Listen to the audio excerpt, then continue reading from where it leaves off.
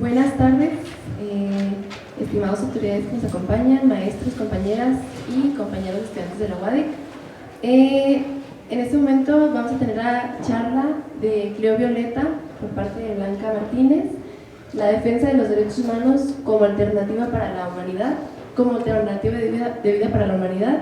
Aquí tenemos a la señora Blanca Martínez, defensora de los derechos humanos desde hace más de 30 años y directora del Centro de Derechos Fray Juan de Larios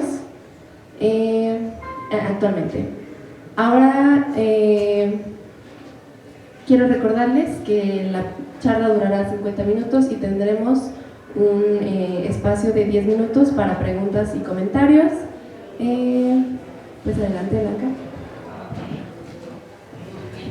Bueno, pues muchas gracias por la invitación. Ya que somos poquitos, me gustaría que más que una conferencia, digamos, sea más como un tipo conversatorio, ¿no? Entonces, bueno, ya me presentó Blanca Martínez del Fray Juan de Larios. Este es un centro de derechos humanos que surgió a principios del 2000, fundamentalmente por violación a los derechos humanos de trabajadores y de la comunidad migrante. A partir del trabajo que se hace en los primeros años de la década del 2000,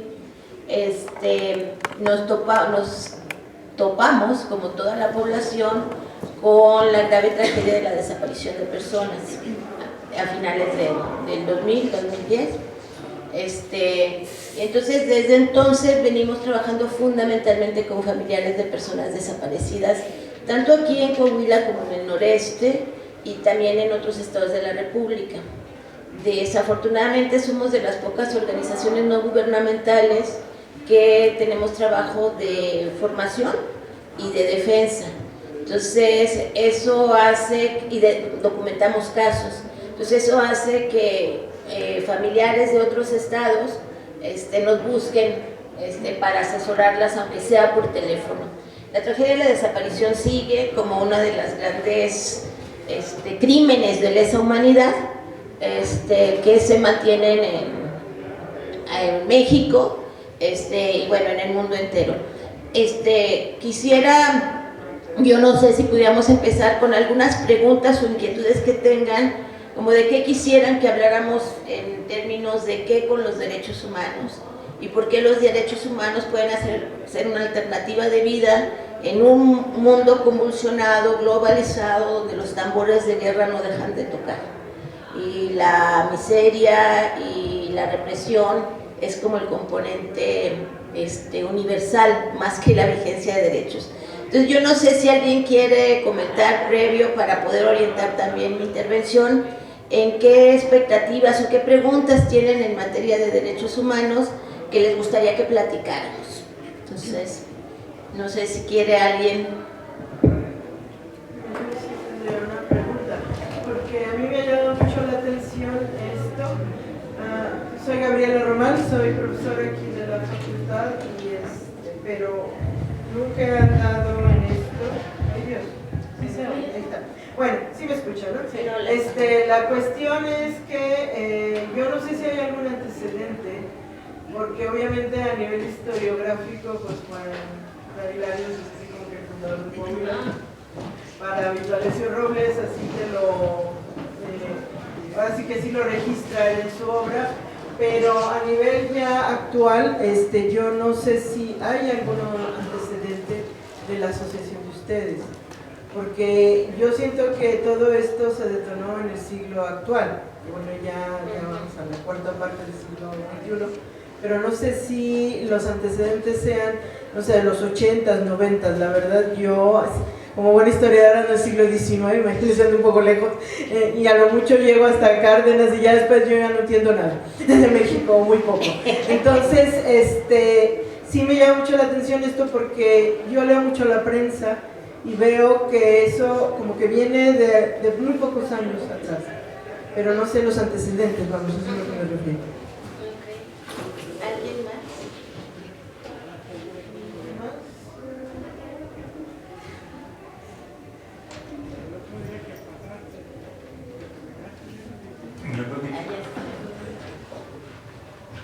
Fernando Totziller, integrante del Colegio de Abogados de La Laguna. Hace poco más de 45 años fundamos el colegio a raíz de una situación violatoria grave de derechos humanos que metieron a la cárcel a 2 personas inocentes acusándolos de homicidio. Se le conoció allá el caso como los sevillanos, porque fue en una cantina de la Sevillana.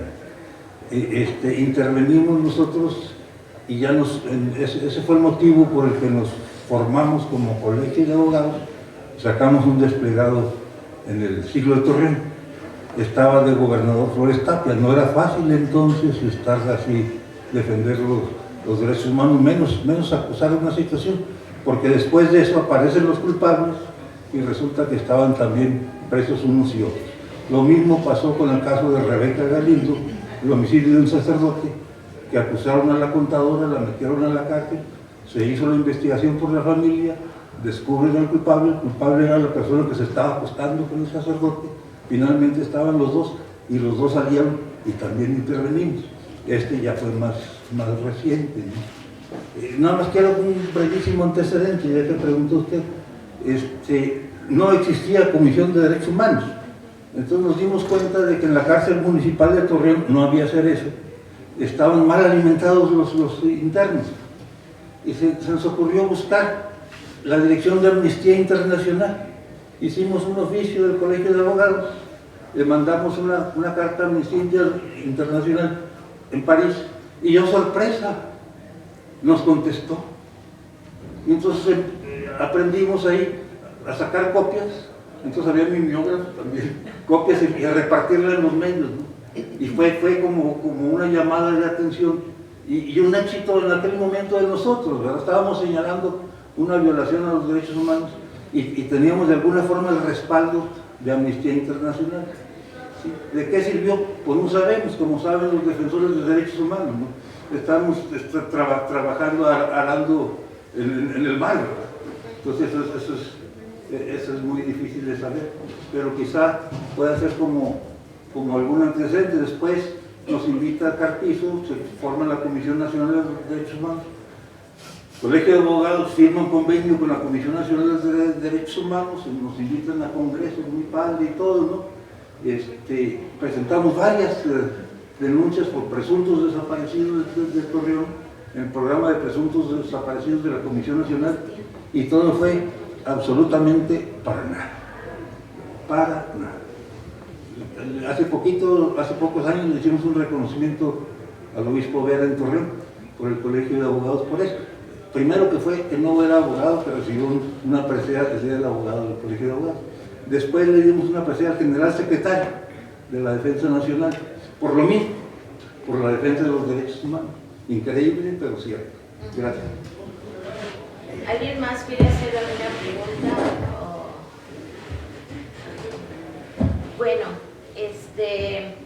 justo lo que traigo es algo muy básico. Van a ser 77 años que se logró, después también de muchísimos años de trabajo, firmar lo que fue la Declaración Universal para los Derechos Humanos, en el 48, post-guerra mundial. Entonces, previo al 48, digamos, más bien veníamos en un ciclo de guerras mundiales o diferentes guerras en los diferentes continentes, pero sobre todo a partir de la Segunda Guerra Mundial es que se decide firmar esta convención, esta declaración, y después vienen varias convenciones. Son diferentes formatos. Las convenciones tienen vinculación o responsabilidad de los estados partes que firman una convención, como puede ser la Convención contra las Desapariciones Forzadas. Quien firma la convención tiene la obligación de cumplirla, y si no cumple la convención puede ser sancionado por órganos internacionales. Pues hace 77 años, un 10 de diciembre del 48, posguerra mundial, se decide firmar esta declaración, que, digamos, abre otra etapa fundamentalmente de reconocimiento y de expresión de los derechos universales. Y lo que traigo ahorita es solamente la presentación y el diálogo, va en la línea de el por qué se asienta en la Declaración Universal. Pero que como antecedentes, ciertamente después de la Segunda Guerra Mundial se empieza a hablar más de derechos humanos, fundamentalmente por la barbarie de la que somos capaces los seres humanos y sobre todo quienes detentan el poder. Previo no quiere decir que no existiera quienes estuvieran luchando por los derechos, aunque no se le llamaran derechos humanos, los derechos de las personas. Incluso en términos, por ejemplo, desde los derechos de las mujeres, desde el siglo XV vienen ya pensadoras y algunos pensadores propugnando y luchando por los derechos de las mujeres, pero en la historia de la humanidad obviamente hay perfiles de ciudadanos, ciudadanas que no queda sentado en la historia, ¿no? Entonces la lucha por la dignidad y los derechos inalienables del ser humano es una lucha que data de siglos, pero desgraciadamente tuvo que acontecer pues cantidad de barbaries, de masacres, de exterminios, para que en un momento de la historia los estados nacionales se sentaran a decir hagamos un acuerdo entre los estados de garantizar los derechos humanos como necesidad de sobrevivencia de la humanidad misma. O sea, lo que pasó en la Segunda Guerra Mundial, el Holocausto, fundamentalmente contra el pueblo judío, pero no solo fue contra los judíos, sino fue contra las personas que tenían capacidades diferentes, fueran de los pueblos que fueran, ¿no? O sea, la lucha por un concepto occidental de ser humano, era lo que prevalecía. Entonces, si no eras normal, conforme a un concepto, en este caso occidental, europeo, alemán, no tenía razón de existencia. Entonces los pueblos originarios no tenían razón para existir, los negros, las personas con capacidades diferentes, las mujeres con trastornos, por ejemplo, cómo se usan las mujeres para experimentar nuevas tecnologías y ciencia para el mejoramiento de la raza humana, un concepto de la raza humana al estilo europeo. Entonces todo esto que vivimos en el Holocausto y todo el contexto de la Segunda Guerra Mundial es lo que obliga a los estados a sentarse y a firmar una carta de buena fe, porque la declaración es de buena fe. Si la quieres cumplir, muy bien; si no la quieres cumplir, no. Sin embargo, lo que traigo ahorita es el preámbulo de la Declaración Universal, pensando también en que la mayoría de ustedes son jovencitas y que igual nunca han leído la Declaración Universal, y de repente se empieza a hablar de derechos humanos como moda, y de repente ni siquiera sabemos qué significa esto. Además que la lucha y la concepción de derechos humanos se ha convertido en un estandarte y en un campo de lucha y de disputa. ¿Cómo concibe cada quien los derechos humanos? Obviamente desde la gente que detenta el poder, los derechos humanos son para su clase, no para las demás, no para toda la humanidad. Y eso queda muy claro en la Declaración Universal. Entonces, déjenme, abro mi documento porque y voy a empezar por el preámbulo.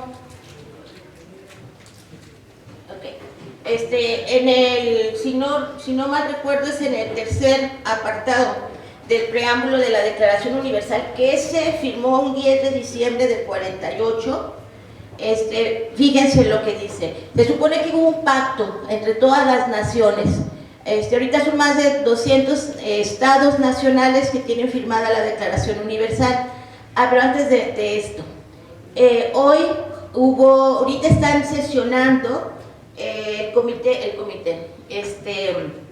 el órgano de Naciones Unidas que integra varios comités y grupos de trabajo. Y justo hoy hubo sesión del Comité contra las Desapariciones Forzadas y se pronunciaron para que México pudiera ser llevado ante la Asamblea de Naciones Unidas por las graves violaciones a derechos humanos que se están cometiendo en México y de manera particular por las desapariciones forzadas. Esta es una lucha que se ha tenido desde hace muchos años, sobre todo de las madres de personas desaparecidas y de manera particular de las compañeras de Fuerzas Unidas por nuestros desaparecidos en Coahuila y en México, Fundem, que están aquí compañeras presentes, años pidiendo que se lleve al Estado mexicano a la Asamblea de Naciones Unidas porque no está cumpliendo la Convención contra las Desapariciones Forzadas. Si oyen las declaraciones, si están atentos al tema de desapariciones, no, la gente no está desaparecida, se fue. ¿Quién sabe por qué? No, no, una gente mala se los llevó, pero a mí no es mi responsabilidad. Ahorita vamos a hablar de eso. Pero bueno, hoy se aprobó por el comité el que se aplique el artículo 34 de la Convención, donde México puede ser llevado a dar cuentas a nivel de la Asamblea de Naciones Unidas, y eso tiene un impacto de carácter político fundamentalmente. Pero bueno, si nos vamos a la página 3, por favor. Ahí mero. Les decía que quería empezar por el tercer párrafo del preámbulo de la declaración, que dice, acuérdense, en 1948, apenas levantándonos de los estragos de la Segunda Guerra Mundial, que todavía no alcanzamos a superar, dice, considerando esencial que los derechos humanos sean protegidos por un régimen de derecho y de derecho universal. Por eso son las declaraciones y las convenciones que firman los estados, a fin de que el hombre no se vea compelido al supremo recurso de la rebelión contra la tiranía y la opresión. O sea, los estados dijeron, es un supremo recurso, la rebelión, pero estamos hablando de un estado universal de opresión y de tiranía. Y entonces el reconocimiento de una condición global que en el 48 se reconocía y que si vemos en retrospectiva, vemos que la tiranía y la opresión es algo que no ha dejado de existir en la humanidad. Los tambores de guerra siguen sonando. No vengo a hablar aquí solamente de los escenarios medios catastróficos, pero por ejemplo ahorita en Europa, en los países de la Unión Europea, que son parte del pacto de la Unión Europea, les están pidiendo ya varios gobiernos a la ciudadanía que tengan los kits de emergencia. ¿Qué quiere decir eso? Que tengas, como cuando nosotros no tenemos temblores, pero sí sabemos que en México tiembla mucho, entonces ya ven que siempre se dice, tienes que tener tu bolsita con tus papeles, con lo mínimo indispensable, un kit de emergencia con curitas, alcohol, algodón, un botiquín mínimo, y además tienes que tener un kit de sobrevivencia en tu casa donde tengas pilas, agua, comida que pueda ser, que no implique mucho trabajo de procesamiento ante la posibilidad de no tener luz y agua. O sea, están hablando de que se avecinan o se ven horizontes de catástrofes, que puede ser uno por conflictos bélicos, por impactos, por todo el calentamiento global, y entonces por situaciones ambientales como las que han estado pasando en diferentes partes del mundo, catástrofes naturales, ¿no? Entonces, o pandemias. Son los tres elementos que recientemente en una de las direcciones de la Unión Europea exhortaron a los países que le dijeran a la población que ya se prepararan porque algo puede pasar. Y nosotros estamos viendo a ver aquí si meten o no a Cuauhtémoc, le quitan o no el fuero, ¿no? Es muy importante más que lo del fuero, que se investigue qué pasó. Pero esa es otra cosa más allá del fuero, creo, ¿no? Es el acto por el cual se le está denunciando. Pero estamos más en el fuero, sí, no, las leyes, otra reforma. Entonces, estamos viviendo en un mundo convulsionado. Entonces, la Declaración Universal se firma en ese contexto y fundamentalmente tiene que ver, como si yo tuviera el ratón. Ahora nos vamos a la página 2. Vamos a platicar de esto y después, si quieren, conversamos qué más dudas o preguntas surgen, ¿no? Entonces, la Declaración Universal, a mí me gusta mucho la Declaración Universal, se me hace una carta de principios, más que de principios y de buena fe, en el que en un momento muy fuerte de la historia, algunas personas de los estados que firmaron esto, se les prendió un poquito la chispa, la neurona, y se cuestionaron en torno a la existencia de la humanidad. Y entonces dicen en su preámbulo, considerando que la libertad, la justicia y la paz en el mundo tienen por base el reconocimiento de la dignidad intrínseca, o sea, no es algo que te dan, es algo que es parte de la humanidad. La dignidad es intrínseca al ser humano, y de los derechos también como algo intrínseco. Nadie te puede, los derechos no se venden, no se rentan, no se embargan, los derechos se viven, se defienden, se ejercen.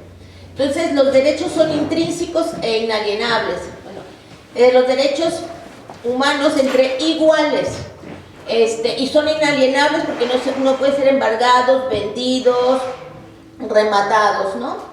De todos los miembros de la familia humana. O sea, los derechos humanos no son para unos sí y para otros no. Para ti esto sí, pero para los otros no.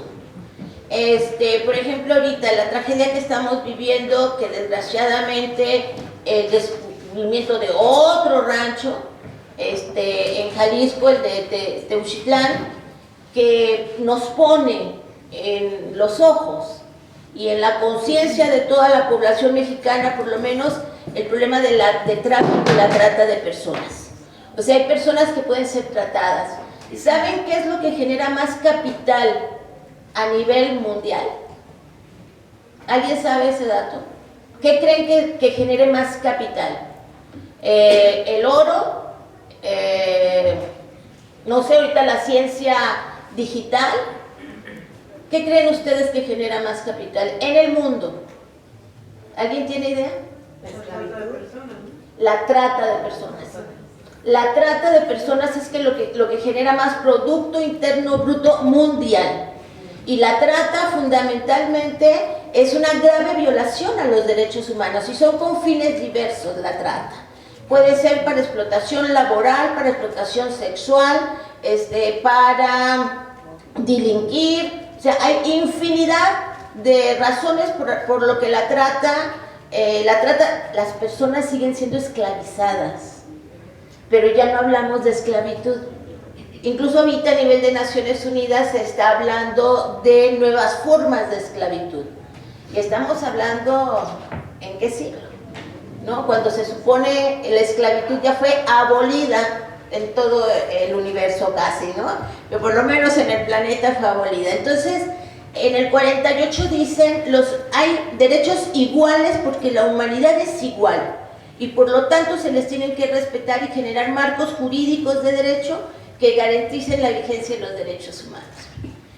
Y por otro lado dicen, considerando que el desconocimiento y menosprecio de los derechos humanos han originado actos de barbarie, ultrajes para la conciencia de la humanidad, y que se ha proclamado como la aspiración más elevada del hombre el advenimiento de un mundo en el que los seres liberados del temor y de la miseria disfruten de la libertad, de la palabra y de la libertad de creencias.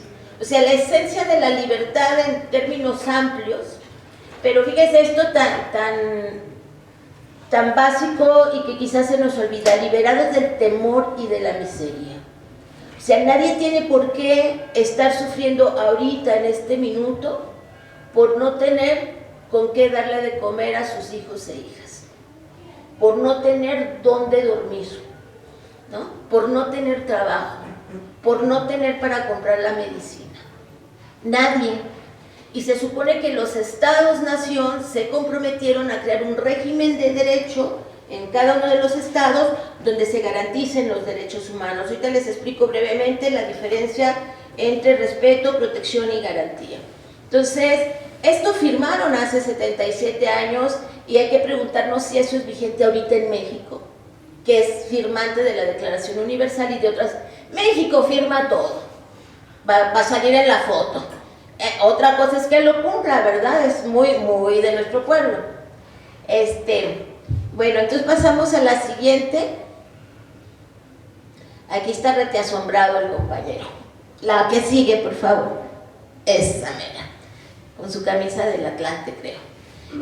Considerando que los pueblos de las Naciones Unidas, desde el concepto de Naciones Unidas, más que ya se burocratizó, como que de repente escucha uno, ay, sí, Naciones Unidas, y se imagina una gran oficina, sí tienen muchas oficinas, pero no es una entidad, se supone que no debería ser una entidad burocrática o administrativa, sino una entidad de colaboración para hacer vigentes los derechos y los pactos que firman los estados. Entonces, considerando que los pueblos de Naciones Unidas han reafirmado en la Carta su fe en los derechos fundamentales del hombre, en la dignidad y el valor de la persona humana y en la igualdad de derechos de hombres y mujeres. Es de los pocos párrafos donde se habla de mujeres. La declaración es los derechos de los hombres, normalmente, ¿no? Está la declaración de las mujeres, la declaración Olimpia, pero es parte de la historia. La declaración de, igualdad de derechos de hombres y mujeres, y se han declarado resueltos los estados a promover el progreso social y elevar el nivel de vida dentro de un concepto amplio de libertad. Considerando que los estados miembros se han comprometido en comparación con el Pacto de las Naciones Unidas al respeto universal y efectivo de los derechos humanos y libertades fundamentales del hombre, y considerando que una concepción común de estos derechos y libertades es de mayor importancia para el pleno cumplimiento de los compromisos que se firman en esta declaración.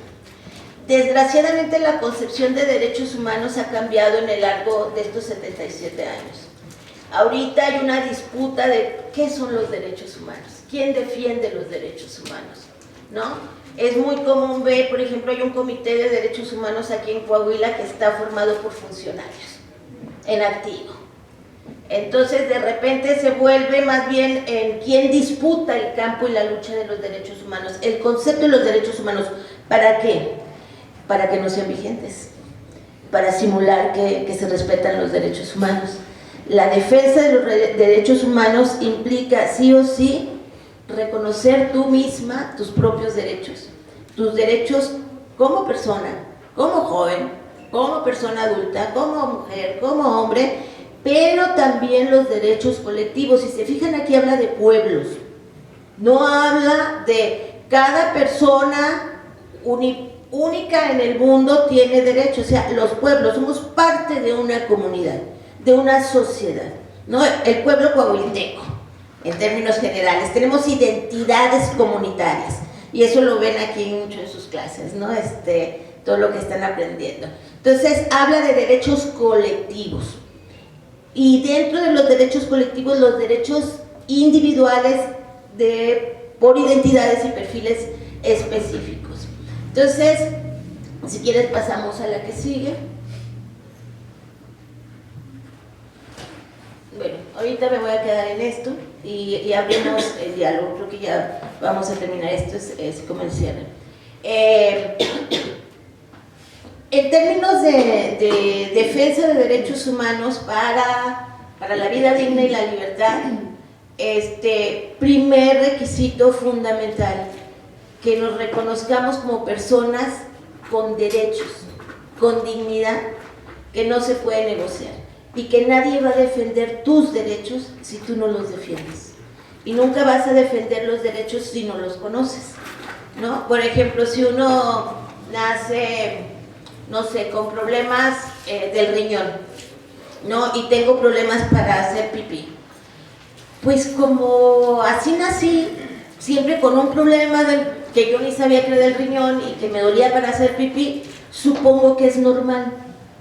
Entonces supongo que es normal que me duela hacer pipí, porque yo creo que todo mundo le duele para hacer pipí, y pues resulta que no es normal, nada más que no sabía que no era normal, que no era normal que me golpearan, que no era normal que hiciera pipí y me doliera, que no era normal muchas cosas. Entonces es fundamental conocer tus derechos y ubicarte como parte de un pueblo en el que los derechos se viven y se defienden colectivamente. Entonces, primero está en el reconocimiento de derechos. Un pueblo que no reconoce y no sabe cuáles son sus derechos, jamás los va a poder demandar y jamás los va a poder defender. Entonces, primero, conocer mis derechos, valorar mis derechos, que implica valorarnos como personas y pueblos, y por lo tanto, tendremos más capacidad para exigirlos y defenderlos. ¿El Estado qué responsabilidad tiene? Nosotros como ciudadanos tenemos la responsabilidad de conocer y defender nuestros derechos. El Estado, desde sus diferentes órdenes de gobierno, tiene 3 responsabilidades, 3. La primera es respetar los derechos humanos. Eso quiere decir no violar los derechos de la ciudadanía. No puede matar, no puede desaparecer arbitrariamente, ni arbitraria ni no puede desaparecer gente, ¿no? No puede cometer privaciones arbitrarias a la libertad, como decía el compañero, ¿no? O sea, nada más porque sí, me apaño a los chavos que salieron del antro en la noche y los bolseo, y si se ponen bravos los meto los 48 horas ahí en la comandancia. Esas se llaman privaciones arbitrarias a la libertad. Sin más, los puedo torturar, las puedo violar y no hay problema, ¿no? Eso no puede hacer ningún funcionario de gobierno, ninguno. Pero también tienen la responsabilidad de proteger a la ciudadanía. O sea, primero, tú como funcionario de gobierno, no puedes violar los derechos humanos, todo esto que dije y más. Pero también tienes la responsabilidad como gobierno de proteger. Eso significa que tienes que hacer todo para que otros personas o entidades privadas no violen los derechos de la ciudadanía. Entonces, ahorita, por ejemplo, con lo de Teuchitlán y el discurso ante las desapariciones del actual gobierno, pero no es solo de es del anterior y del anterior y del anterior y del anterior, ¿no? O sea, es quienes ejercen el poder y se asumen como gobierno, que reproducen prácticas antiderechos humanos, antideclaración y convenciones. Entonces, la segunda responsabilidad de los estados es proteger. Yo les decía de Teuchitlán, que dicen, ay no, es que no son desapariciones forzadas porque no fue ningún funcionario público quien las perpetró. Entonces, bueno, primero investiga y después hablamos. Porque sabemos que están coludidos los cárteles de la delincuencia organizada con instituciones de gobierno, entre ellas seguridad pública. Primero investiga.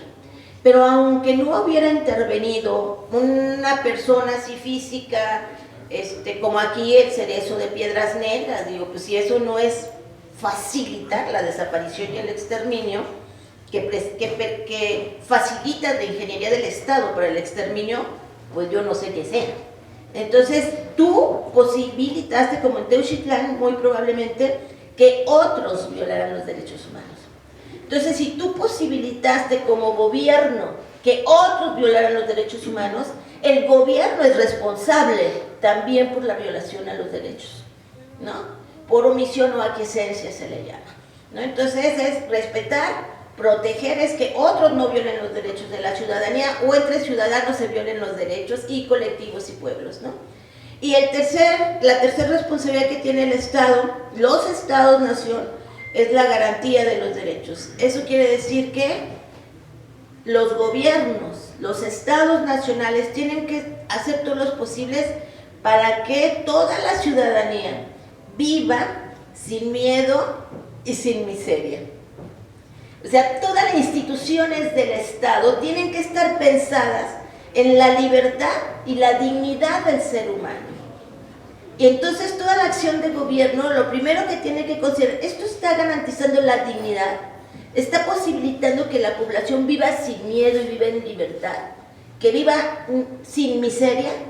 Si no lo está haciendo, está incumpliendo los pactos a los que se comprometió. Y entonces no implica gran ciencia, no implica conocerte todo el compendio de declaraciones y convenciones. Sí conviene estudiarlas porque ayuda, porque son herramientas de defensa, pero lo sustancial es el reconocimiento intrínseco a la dignidad de toda persona humana y su derecho a la libertad y a vivir sin miedo y sin miseria. Eso es de simple, la defensa de los derechos humanos. Y eso es una responsabilidad de todos, lucharla, vivirla, pelearla. Entonces, ¿por qué nosotras desde el Fray Juan de Larios decimos que los derechos humanos son una alternativa para la humanidad? Que nosotros creemos que en medida que nuestros pueblos vivan sin miedo y sin miseria, podríamos construir otros modelos de convivencia social. No tendríamos que estar ahorita con los tambores de guerra como estamos a nivel global, o no tendríamos miedo de que cerraran las maquilas, que de por sí es una explotación, de por sí, pero ahorita con todo lo de los aranceles me vale madre, se van a quedar miles, millones de personas sin trabajo, sin seguridad social. ¿Qué va a pasar con toda esta crisis, esta guerra de los aranceles, este nuevo tipo de guerra de los aranceles, ¿no? ¿Qué va a pasar en Monclova? ¿No? El cierre de Altos Hornos de México. ¿Cuántas familias se quedaron sin trabajo? No hay capacidad ni siquiera en la maquila, o se van a ir de nuevo a aceptar la precarización en los pocitos de la región carbonífera, ¿no? En la miseria también, sobre todo que pagan los pocitos, pero también ofrecer más manos de obra barata. Entonces estamos en una crisis muy seria para la humanidad, en sus casas, nuestras casas. Yo creo que ya estamos viviendo que ya no tiene trabajo, vienen los paros técnicos. Entonces, ¿y quién va a defender? ¿Quién? Pues nosotros. Tenemos que juntarnos a pensar juntas. Y nosotros sí creemos que pensando juntas y pensando también desde la clave de derechos, no solo con esa clave, pero desde la clave de derechos, podemos buscar alternativas colectivas para que la humanidad siga existiendo, ni siquiera solamente en nuestros pueblos, ni siquiera el pueblo de Monclova, creo que estoy muy apurada con los de Monclova, bueno, y luego volteas a ver otro lugar y luego otro, pero bueno, aquí nosotras en Coahuila, ¿no? El impacto que va a tener todo el asunto de los aranceles con el acero y el fierro, cuando somos de los principales. Coahuila producía el 50% del fierro producía el fierro que se transformaba en acero, que era el 50% del acero que se distribuía a nivel nacional. Entonces, con toda la seria crisis de Altos Hornos de México y la explotación del fierro, o sea, sí va a impactarnos económicamente y obviamente en cuanto al ejercicio de nuestros derechos. Entonces, nosotros creemos que el derecho a la felicidad, el derecho a no tener miedo, que significa muchísimo, más incluso que la felicidad, tranquilidad, no estar sufriendo porque un hijo se te está muriendo y no tienes con qué pagar la medicina, ¿no? Porque está garantizada la salud de nuestro país, ¿no? Entonces, la posibilidad de la utopía, creemos que también es un derecho porque eso nos jala a trabajar. Entonces, y a vivir dignamente. Y cierro, ya es hora, ¿verdad? No, todavía tienes 3 minutos. Todavía tengo 13 minutos, ay, qué barbaridad. Bueno, y antes de cerrar y para abrir a comentarios y demás, leo una estrofa de una canción de una mujer argentina que le tocó vivir todo el tiempo de la dictadura y ser también, como muchos militantes sociales, y no militantes, porque a la ciudadanía en general se la llevan, ser también objeto de la violencia en la dictadura argentina. Entonces, se vale cantar, se vale escribir, se vale hacer poemas, se vale bailar, hasta perrear. A mí no me gusta el perreo, pero bueno, ya tampoco podría hacerlo, ¿verdad? Pero bueno, no me gusta muy esa música, pero yo creo que se divierten mucho. La diversión es importante, el gozar, porque eso nos permite recrear la energía del ser y por lo tanto nos permite ver otras alternativas. Entonces cierro con este poema convertido en canción o canción convertida en poema, o ambas las dos. No la voy a cantar obviamente, nada más la voy a leer, porque además en estilo tango, ¿no? Entonces es así fuerte. Entonces, vení, charlemos, sentate un poco, la humanidad se viene encima y ya no podemos, hermano loco, buscar a Dios por las esquinas. Se lo llevaron, lo secuestraron y nadie paga su rescate. Decí, ¿qué hacemos vos y yo? ¿Qué cosa vos y yo sobre este mundo? Sembrando amor en el desierto, tan estéril y tan muerto que no crece ya la flor. Es un asombro tener tu hombro, es un milagro la ternura, sentir tu mano fraternal, saber que siempre para vos el bien es bien y el mal es mal. Y abro a preguntas o comentarios mejor.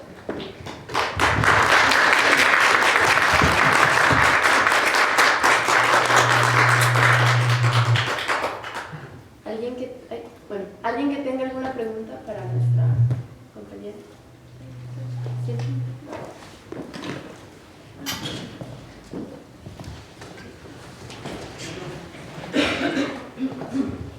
Perdón porque tuve que estar saliendo tantito, pero yo me quedo con esto último que propones, Blanca, porque también es una propuesta, es casi una propuesta incluso para nosotros en la academia, las historiadoras, hasta metodológica, ¿no?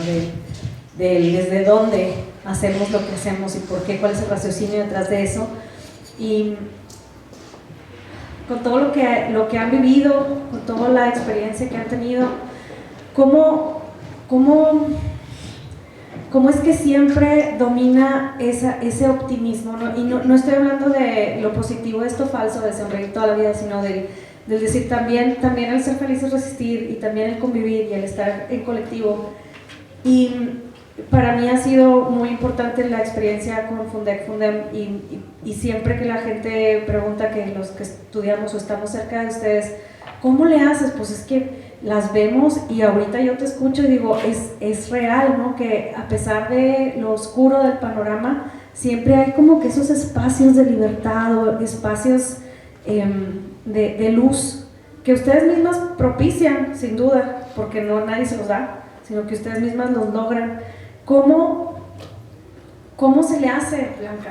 O sea, ¿cómo se le hace para cantar esa canción en medio de la oscuridad? Y cómo es todos los días, ¿no? O sea, habrá momentos en los que seguramente la desesperación y lo contrario de ser optimista, pues gana, ¿no? Y cómo siendo tan enorme el monstruo del fenómeno, como dice la señora Diana Iris, y también, porque yo mencionaba que el fenómeno de la desaparición forzada no quería mencionarlo yo así porque lo veía desde lo académico y pensaba, más que un asunto que estudiar, es una situación de experiencia, y decía, no me acuerdo si era Lulu o era Diana Iris, que a ella sí le gustaba decirle fenómeno por el monstruo que significa. Perdón, ya no voy a extender más, pero la pregunta es esa: ¿cómo le hacen cada vez que es tan abrumador contra lo que defienden ustedes? ¿Alguien más quiere comentar o preguntar algo? Y ahorita les damos la palabra también a las compañeras de Fundem.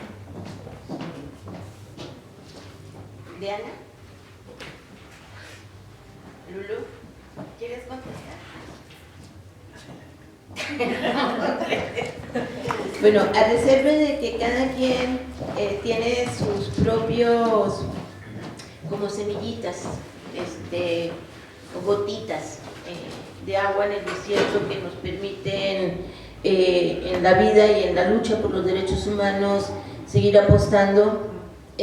Para mí una cosa que me hace un elemento, un componente que reaviva mi pasión cotidianamente, es ver la esperanza de las doñas, es ver el ahínco y la fuerza que ante la tragedia de la desaparición, que ante cuando estaba en Chiapas todo el asunto de la guerra, el exterminio a los pueblos indígenas, hay algo en nuestros pueblos que se resiste a ser sometido, oprimido por la tiranía de otros, y que se expresa de maneras diferentes.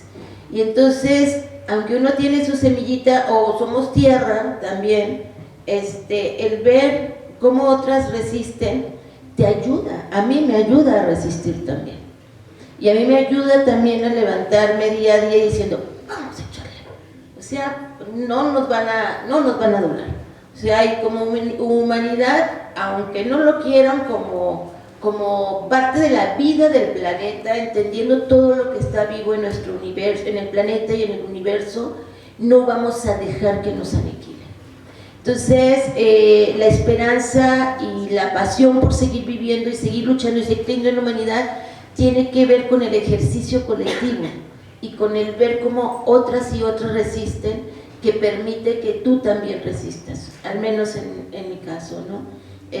Pero creo que siempre nos anima a ver cómo otras y otros siguen, pese a todo, cantando a la vida, y cantando a la esperanza, y bailando, y soñando, y luchando, y proponiendo, ¿no? Y gritando, y moviéndonos, y transgrediendo los límites que nos han puesto, y a rebelarnos también, ¿no? Entonces, la resistencia de la humanidad como un elemento esencial, intrínseco también de la humanidad a sobrevivir, creo que a mí me ayuda a seguir creyendo en la humanidad, pese a todo.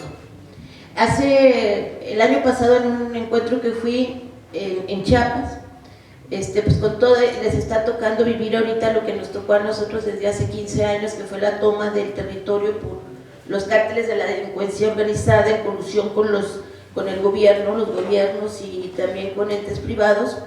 Lo están viviendo ahorita en Chiapas. Entonces, bueno, hay un proyecto muy bonito que se llama Semillas o Semillero, algo así, que son niños y adolescentes aprendiendo el uso de la cámara y el video, y a reportear, y a producir. Entonces uno de los niños semilleros nos pregunta a las ponentes, entre ellas estaba Lupita, una compañera sobreviviente de la masacre de Acteal, nos pregunta, bueno, ¿cómo le hacen o cómo le hacemos cuando hay tanta maldad en el mundo, con todo lo que está pasando ahorita, y la guerra de contrainsurgencia y ahora la guerra de la delincuencia organizada? O sea, ¿cómo le hacemos para sobrevivir? Entonces Lupita le dice, mira, es que siempre vamos a ver más gente buena que mala.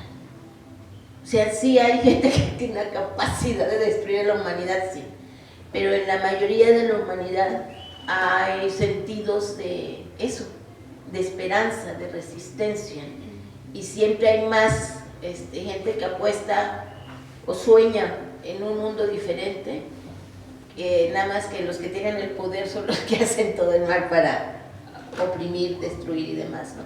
Entonces siempre habrá más gente dispuesta a seguir luchando y viviendo dignamente, aunque no parezca. Yo creo que sí. ¿Alguien más? ¿Algún comentario? Ya tienen hambre.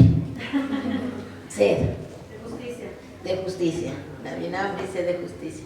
No, pues les agradezco mucho, Sofi, gracias, y que les vaya muy bien aquí en su congreso. Y pues gracias, están aquí las compañeras de FUNDEM también que pudieron venir. Y les agradecemos. Tenemos el árbol de la esperanza. El árbol se llama el árbol de la esperanza. El árbol con las fotos de los desaparecidos. El árbol del amor y la esperanza se llama, nada más que ya le cortamos, pero es el árbol del amor y la esperanza, que es el árbol que está aquí esperando el regreso digno a casa de más de 3,000 personas desaparecidas en el estado y más de 100,000 desaparecidas ahorita actualmente a nivel nacional. y más de 500,000 de personas desaparecidas en 50 años de historia.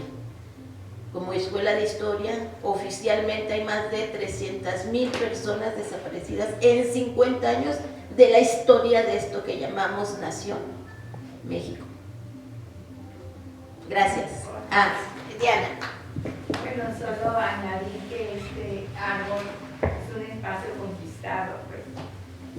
Y además, pues no había habido oportunidad de a los alumnos, Macheli como directora, nombrarlos como guardianes de ese árbol, porque así han sido, así lo hemos considerado. De hecho, una vez que nos quitaron las fotos que andábamos la mayoría del colectivo en la Ciudad de México, ustedes, no sé si sus compañeros o alguna generación, nos llamaron y nos dijeron, les están quitando las fotos. Y nos comunicamos inmediatamente y de Palacio nos dijeron, era la administración de Miguel Riquelme, que las estaban quitando para guardarlas y protegerlas porque iba a haber un concierto y las podían ver. Pero entonces, pues creo que lo hago oficial, si me lo permiten, nombrarles guardianes de este árbol, que es un espacio conquistado y que creo que como ustedes, como estudiantes de historia, es importante que lo sepan. Gracias. Bueno, muchas gracias a todas por acompañarnos. Le damos las gracias a Blanca Isabel por su valiosa charla, muy interesante, y los invitamos a las siguientes actividades del Congreso de Estudiantes del Noreste. Si me permiten, pues yo quiero también oficialmente, yo sé que somos poquitas, pero agradezco mucho la presencia de quienes están acá. Ojalá que pudiéramos también tener una ceremonia de aceptación de esa guardia del árbol, porque bueno, para nosotros es muy importante este vínculo que, bueno, de mi parte también es de amor con el Fray Juan y con Fundem, y creo que también la Facultad de Ciencias Sociales no puede simplemente tener un árbol de la esperanza tan significativo y no asumir una responsabilidad para eso, y también una responsabilidad académica, es decir, nosotros tenemos que escribir esas historias y conservar esa memoria. Entonces yo públicamente acepto esto que nos ofrecen con muchísimo honor, y bueno, pues también creo que siempre ha sido así, pero muchas gracias señora Diana por decirlo así en voz alta, y nos lo quedamos, ¿no, chicas?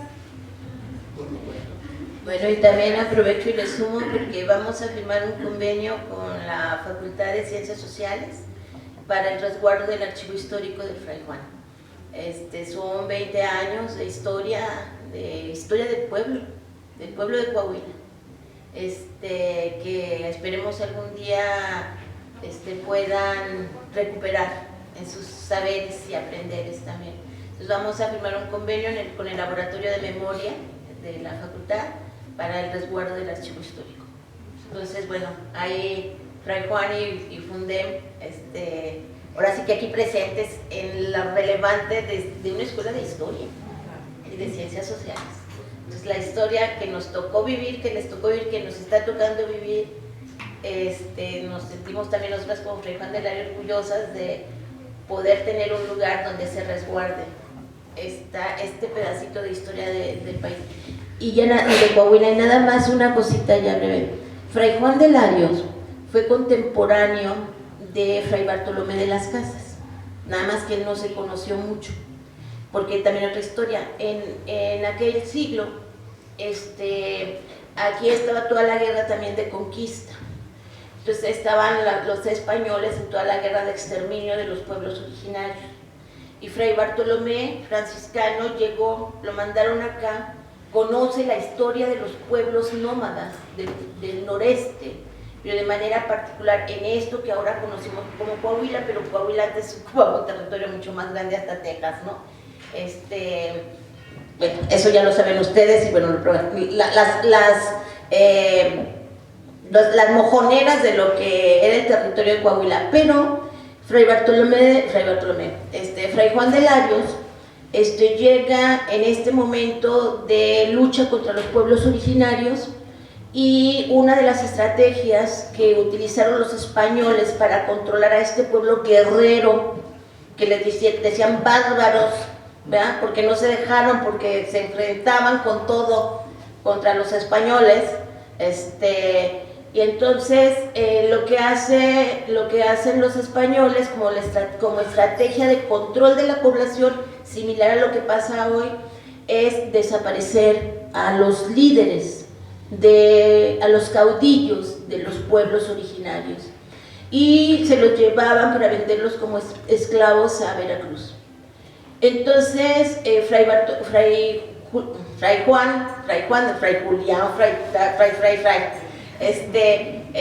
Juan de Larios lo que hace es empieza a luchar por los pueblos originarios de esta región, y empieza a trabajar con las mujeres de los líderes que eran desaparecidos, asesinados o desaparecidos y trasladados a Veracruz para venderlos como esclavos en algún lado o matarlos, simplemente desaparecerlos, ¿no? Entonces, quien nos platicó esta parte de la historia es alguien muy importante aquí para la facultad, que es Carlos Valdés. Entonces, Carlos Valdés, cuando nos platicó en una reunión con las familias, todas estamos así, wow, como esas sincronicidades de la vida. O sea, Fray Juan de Larios, jamás pensamos que algún día íbamos a estar en un centro que se llamara Fray Juan de Larios, y mucho menos, ni sabíamos, ni por aquí, que Fray Juan de Larios luchó también con mujeres que buscaban a sus desaparecidos hace ya como 3 siglos.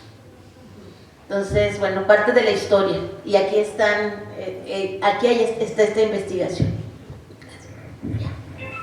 Gracias.